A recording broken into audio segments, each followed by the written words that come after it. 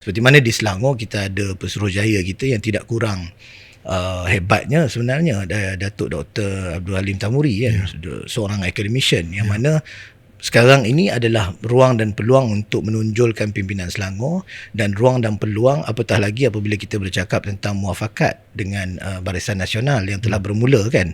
Jadi kalau kita ambil ruang dan peluang ini untuk melihat PAS Selangor secara khususnya, apakah dapat apabila bermuafakat dengan Barisan Nasional itu akan membawa satu force yang lebih kuat di Selangor, saya akan jawab sudah tentu ya.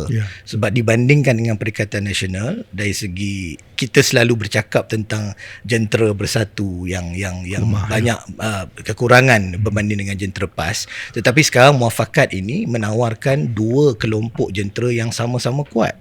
Kita ada jentera Barisan Nasional sekarang ini dan kita ada jentera PAS di Selangor. Dan kalau sinergi ini berlaku dengan baik, saya kira peluang itu lebih lagi daripada peluang yang ada sebelum ini bersama bersatu. Jadi saya positif ke arah itu, dan begitu juga untuk menonjolkan pimpinan-pimpinan PAS yang sedia ada, dan saya rasa barisan PAS, pimpinan PAS Selangor juga menawarkan campuran lah, ada ulamanya, ada teknokratnya, ada profesionalnya yang saya rasa bersedia untuk muafakat ini dan bersedia untuk mengambil alih Selangor sebenarnya.